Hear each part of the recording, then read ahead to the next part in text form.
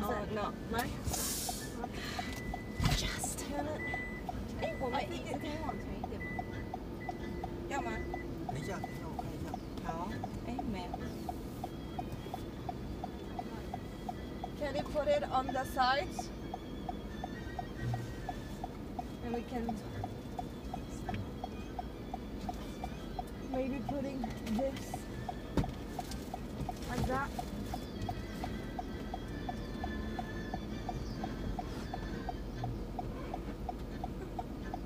Does it fit?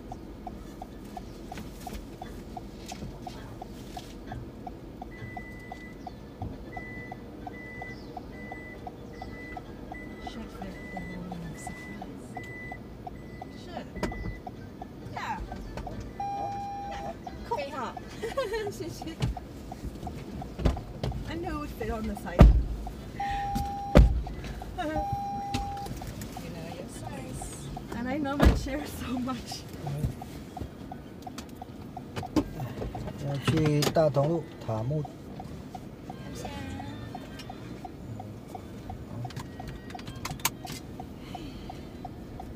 Okay, this is comfy.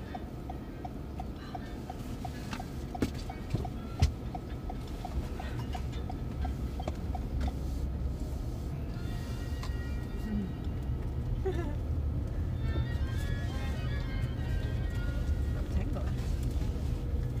Tango music. Oh wow. Oh, that's nice. Down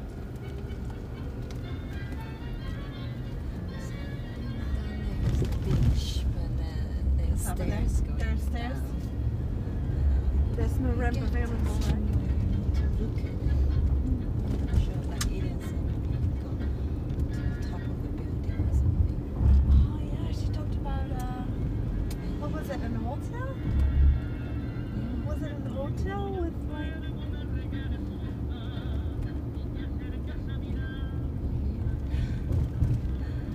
well here. Could be just here. It's a good sunset beach. Oh yeah. It's the sunset. The sky yesterday was like super cloudy. Like super like brown orange, and you could see the ray of lights in between, and I was like, this is gorgeous. I don't think I experienced the sky like that ever in my life. I was waiting for my food, and I was like, wow, looking right through the clouds. The light was a bit like that, but a bit more like before thunder, you know, like this very cloudy. Dramatic. Yeah, kind of dramatic, yeah. Like dun dun dun, something's gonna happen. Apparently big rain in Thailand now. Really? Ooh. I've got scooter. Oh no! We'll see when You're I gonna get get back. wet, wet, wet. Let's see. Ay, ay, ay. Trench Alice coming back home. Ay, ay, ay. I've got raincoats. Cold. I still don't like it. It's with my glasses. I don't have a windscreen. I hear you. I'm same. And when you're on a scooter, it's like Oh gee, of course. How do you manage scooter, glasses, and rain? just slowly let it drip, drip, drip. Waiting for the drop of water to go down, and oh my god. There's a boat coming. Did you like Jasmine's shot? Yeah. So beautiful, isn't it? It This is the second time I watched them. Yeah, really nice. Yeah, for me it's- So intimate. For me, it's too much talking again. Like, I would love to just experience his movement. I found his movement incredible, especially the duet with the chairs. Actually, because the two shows was it's a partnership with the Literature Museum. Ah, okay, makes sense. Right, so all the texts are from a book, and they gave the text to all the audience as a prompt also. So different audience got just one piece of text. So for me, that was like I couldn't really hear a lot of the other people talking. They have a few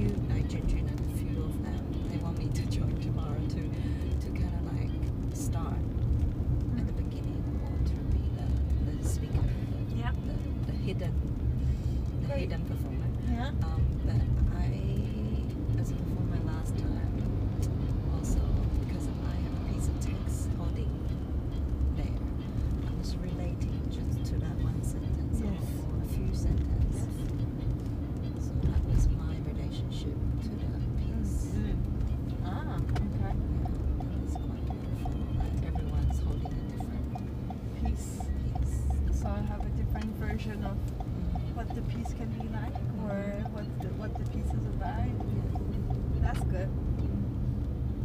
No, I found it beautiful, but I was like, because maybe that's the thing when you don't really understand. Like, and I love movement, and I was blown away by how specific and how precise he was playing around and dancing with the chairs. His 3 X's. Yeah. yeah, I got the point, and I was like, hey, like the way he balanced on them and he folds them, and it's interesting. And the fact that it's hard to dance on chairs for any dancer.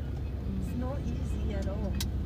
Because it's an object part now, but because I think that we have, like, disabled people have a different relationship to objects, because he also uses a cane, and for us objects are support, and like we're happy with the objects. You put me with 2 wheelchairs and 1 chair, I can make a solo about it, like, because for me a chair and a wheelchair are objects that I use every day and I feel comfortable in. It's incredible how specific it is with the spacing and the relationship with the different chairs. It's so different. The kind of touch, the kind of... It's so... It's mind-blowing. People just, like, when people could just listen or see movement, I was like, looking at the way he was touching the chairs and the way he was like grabbing them and stuff, I was like, yeah, that's different. It's different relationship with this person and this person. Like, yeah, that was cool. And I think like it's great to see a man being intimate on stage and being vulnerable and saying that it hurts and that it's full of desire and loneliness also.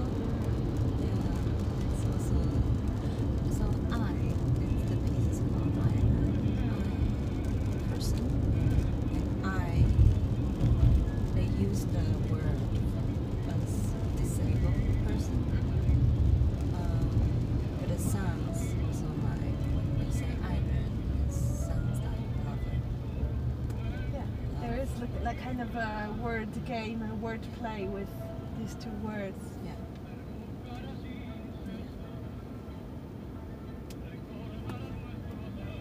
Yeah, just like, for me, every time I watch a man being vulnerable and intimate and emotional, I'm happy. Yeah, the text they picked from is, I think it's called Male Body or something. It's a lot about also gay relationship and gay intimacy.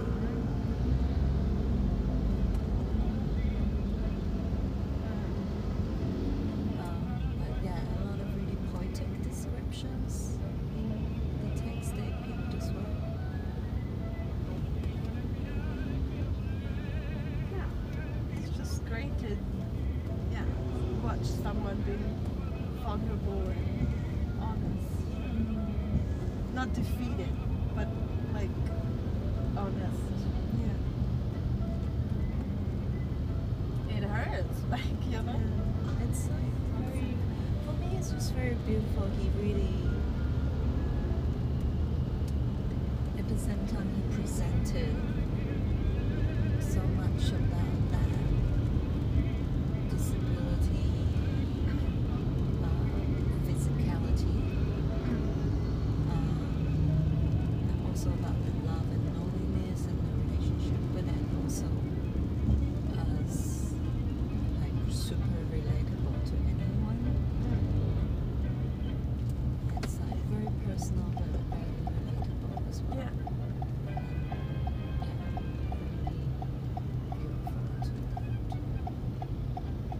To relate to as well.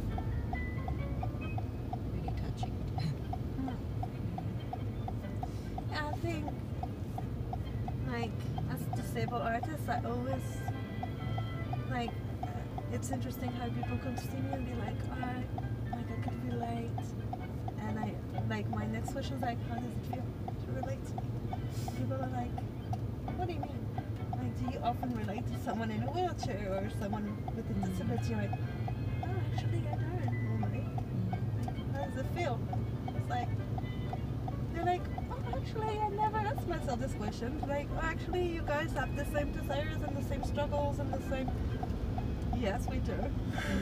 You know, kind of people realizing that.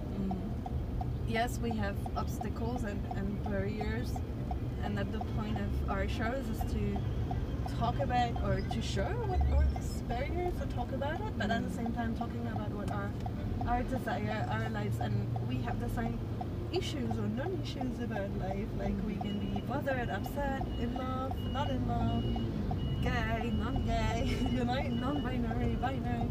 You know, we are human, and for me, when someone is telling me, someone non-disabled telling me, oh, I could relate to your story, I'm like, okay, great.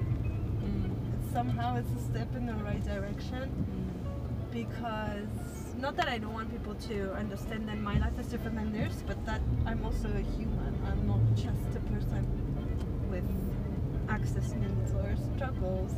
I also have the same needs and as anybody else. How did you find the second piece? I found it quite radical, and I think it's great. I think disabled people are not there to make you feel comfortable all the time. And even myself, I felt quite uncomfortable sometimes. And I was like, I could feel a little bit of tension and like a bit, somehow a bit overwhelmed. I think the soundtrack overwhelmed me the most. I do feel it's probably a bit too loud. Yeah. I felt a bit overwhelmed by the soundtrack and the music, but I felt I liked the fact that they were loud. I liked the fact that they were rocking the stage, the lights and the beeps. I loved it because it's for me it's a punch in your face. Like, we are here, we are loud, and we are not apologetic. And if you don't understand what we say, or if you're too loud, go away. Like, this is our moment, this is our spot, and it's kind of, we're not here to apologize, we're not here to make you feel comfortable, or, you know, this notion of we are things to say, and it's uncomfortable to hear, be ready, and take it. Yeah, And I think it's, a celebration and sharing of what it's actually like for us to hear this freaking phrase all the time. It's a trauma. It's hard every day to have to take all these silly sentences that you hear over and over and over again. You cannot do this, you cannot do that, or whatever. And it's like, when they shout in our face what they hear every day, and there's like this, okay.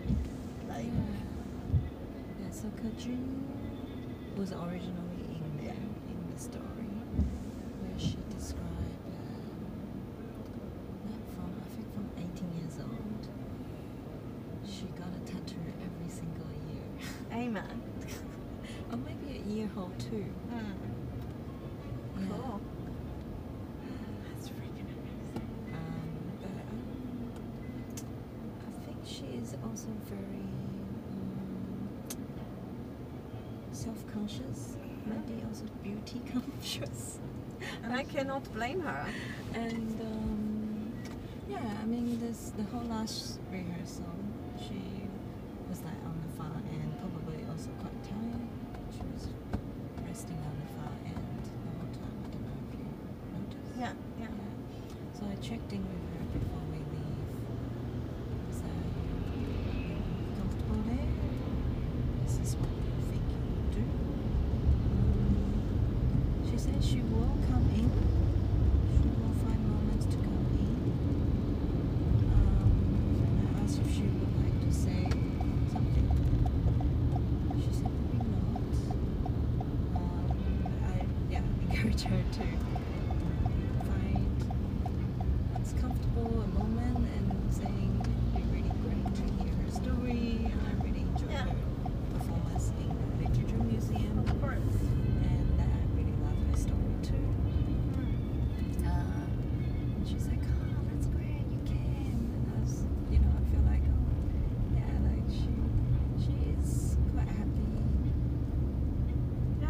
perform, but Yeah. she is very also Nervous. self-conscious. They're Yeah. nervous about what people think or might people think about. So yeah, I sort of tell her whenever she's comfortable, if she doesn't want to speak louder, she could go closer to the audience Yeah, she and could speak whisper.